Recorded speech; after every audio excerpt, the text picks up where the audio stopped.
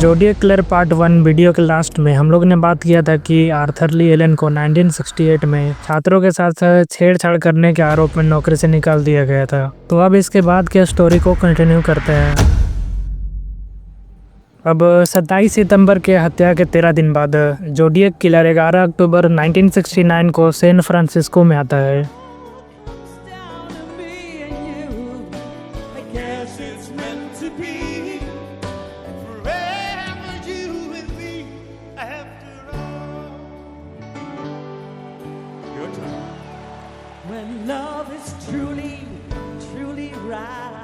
और एक ड्राइवर का हत्या कर देता है जिसका नाम पॉल स्टाइन था, जो कि एक स्टूडेंट था।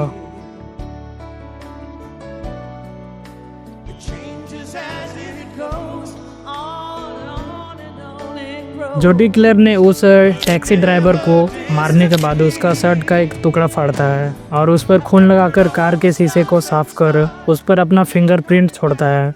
उस जोडियक किलर का सारा हरकत पास के घर से 2 लोगों ने देखा और पुलिस को तुरंत कॉल किया। तो जब पुलिस वहां पर आ रही थी तो रास्ते में पुलिस ऑफिसर्स ने वहां पर एक आदमी को देखा, तो उसे तुरंत रोक करके उससे पूछा कि क्या तुमने यहाँ से किसी को हुडी पहने मास्क लगाए हुए किसी ऐसे आदमी को देखा है? तो उसने इशारा करते हुए बताया कि उस तरफ गया है। और यहाँ पर ट्विस्ट यह था कि जिस आदमी से पुलिस ने जोडियक किलर के बारे में पूछा था वही जोडियक किलर था, लेकिन उस दिन वह हुडी या मास्क पहने हुए नहीं था बल्कि एक सिंपल कपड़ा पहना हुआ था।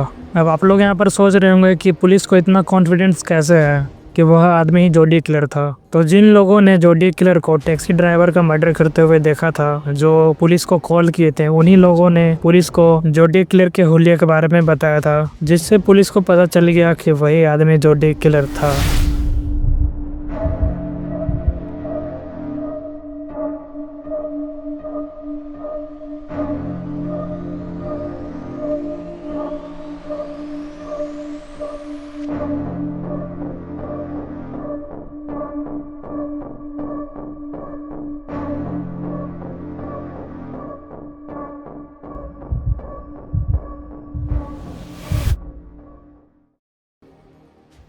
फिर कैब ड्राइवर के इस हत्या के 2 दिन बाद पुलिस को जोडियक किलर की तरफ से एक लेटर आया।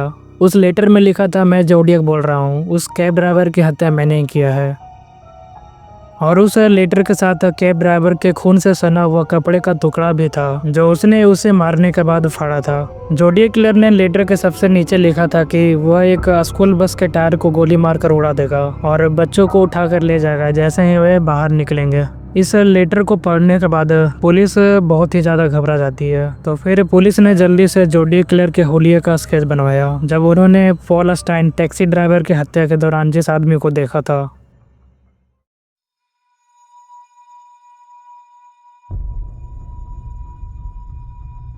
अब पुलिस ने स्कूल बस के पीछे सिक्योरिटी लगा रखी थी। उस दौरान जोडियक ने कई लेटर भेजे। फिर उसने 7 पेज का एक लेटर और एक बड़ा सा साइफर भेजे और उसने बोला कि इसे फ्रंट पेज के ऊपर छाप दो। वह कुछ बॉम्ब ब्लास्ट करने के बारे में बता रहा था। सैन फ्रांसिस्को में हर तरफ उस टाइम डर का माहौल था। लेटर में उसने यह भी लिखा था कि तुम नीले सुअर, पुलिस लोग मुझे कभी नहीं पकड़ पाओगे। जी हाँ, लिटरली उसने पूरे पुलिस को परेशान कर रखा था। उस टाइम डेव टॉस्की की ड्यूटी सैन फ्रांसिस्को में थी। वे अमेरिकन इंस्पेक्टर थे। उन पर एक मूवी भी बनी है जिसका नाम डर्टी हैरी है। उन्हें स्पेशली जोडियक किलर केस के लिए ही जाना जाता है। फिर रॉबर्ट ग्रेस स्मिथ जो एक जर्नलिस्ट और कार्टूनिस्ट है, उन्हें इस जोडियक केस में बहुत ही ज़्यादा दिलचस्पी होती है और वे डेव टॉस्की से मिलकर जोडियक किलर के बारे में बात करते हैं। टैक्सी ड्राइवर पॉल स्टाइन का मर्डर जोडियक किलर का आखिरी मर्डर था। अब 1970 में रॉबर्ट ग्रेस स्मिथ को एक शेरिफ का फ़ोन कॉल आया। उसने बताया कि 1963 का एक मर्डर जोडियक द्वारा किया गया था। तो रॉबर्ट ग्रेस स्मिथ ने पूछा कि इसका क्या संभावना है कि जोडियक ने वह मर्डर किए थे। तो बात यह थी कि 4 जून 1963 को गेविटा स्टेट पार्क और टेहेगस के बीच एक सैक में बीच पर 2 डेड बॉडी मिले। एक का नाम लिंडा एडवर्ड जिसकी उम्र 17 साल था और एक का नाम रॉबर्ट डोमिंगोस जिसकी उम्र 18 साल था। उन्हें उसी तरह मारा गया था जो 1969 में बेरिएसा लेक के पास मारा गया था। और गोलियों के खोखे भी मिले। .22 mm वाले, जो 4 जुलाई 1969 वाले मर्डर में किए गए थे। पुलिस ने बोला यह पक्का उसी का काम था। उसने फिर से वह घटना दोहराया है। 1970 में ही रॉबर्ट ग्रेस स्मिथ के दोस्त पॉल एवरी, जहां वे जर्नलिस्ट का काम करते थे, उन्होंने 1966 में हुए एक रिवर साइड मर्डर केस के बारे में एक बहुत बड़ा खुलासा किया। उन्होंने पुराने रिकॉर्ड्स चेक किए, जिसमें 30 अक्टूबर 1966 को कैलिफोर्निया के रिवर साइड में 18 साल की कॉलेज स्टूडेंट चेरी जो बेट्स की हत्या चाकू मारकर किया गया था। और मर्डरर ने 2 महीने बाद एक लेटर भी भेजे थे, जिसके हैंड राइटिंग जोडियक के हैंड राइटिंग से काफी हद तक मिलता जुलता था।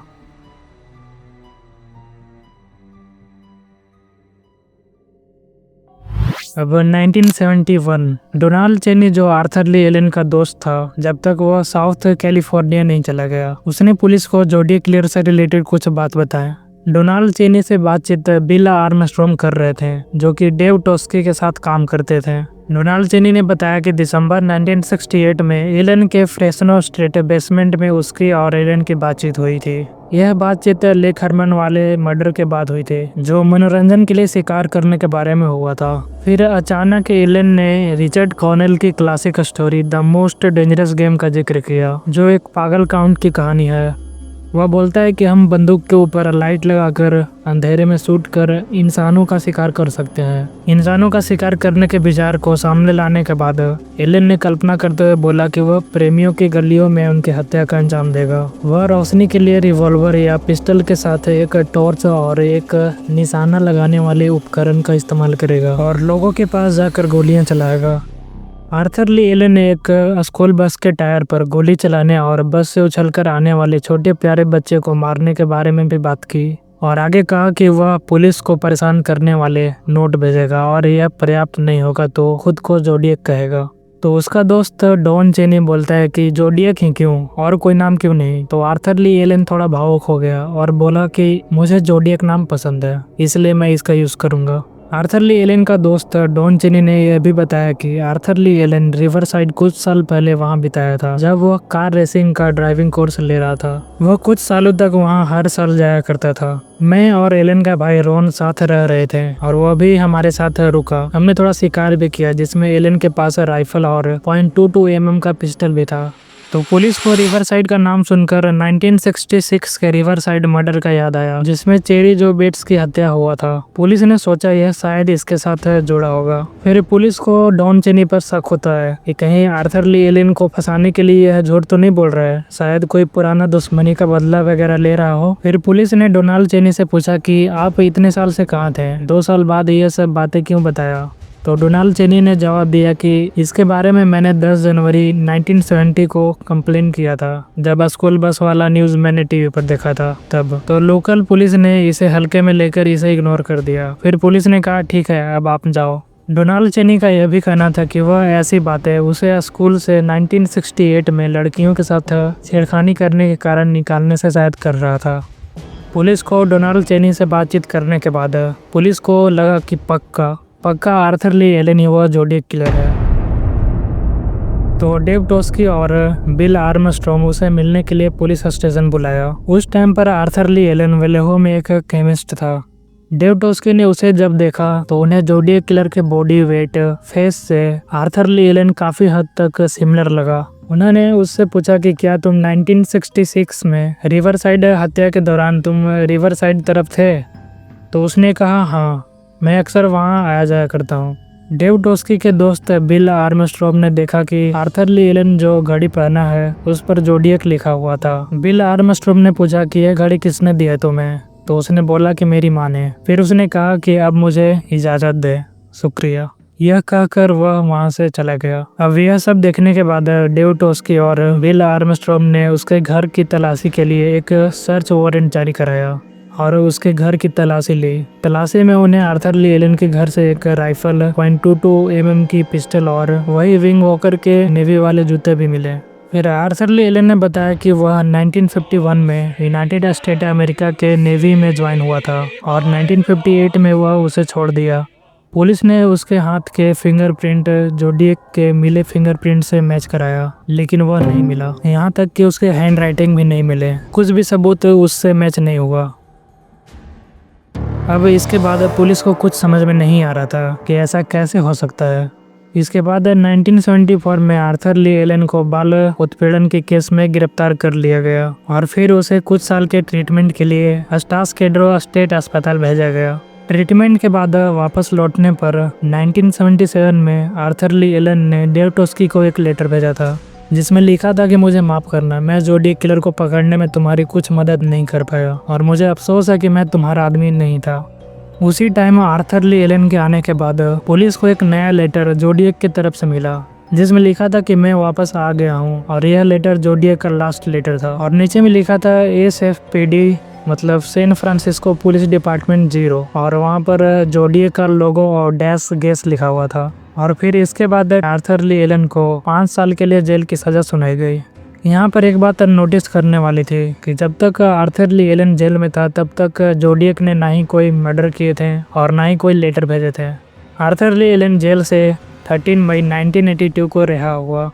पुलिस का यह कहना था कि जो डोनाल्ड चेनी आर्थर ली एलन का दोस्त था, हो सकता है कि उसने यह सब बयान आर्थर ली एलन को फंसाने के लिए दिया हो, क्योंकि आर्थर ली एलन ने कुछ साल पहले एक कैंपिंग ट्रिप पर चेनी की छोटी बेटी को अनफेयर वे में टच किया था और चेनी ने एलन के भाई से उसकी शिकायत भी की थी। जोडियक किलर को पकड़ने के लिए पुलिस ने कई लोगों से पूछताछ की है, जांच की है, वो हर चीज़ें किए जिस पर उन्हें शक था, लेकिन कुछ फ़ायदा नहीं हुआ। जोडियक किलर ने तो सबूत छोड़े, लेकिन कैसे भी करके पुलिस के लिए पक्का कारण कभी नहीं छोड़ा जिससे वह पकड़ा जाए। हो सकता है कि वह फिंगरप्रिंट नकली हो, वह जूते के निशान जानबूझकर छोड़े हो, ये सारी तमाम चीज़ें शायद उसका एक प्लान का पार्ट हो सकता है, मे बी।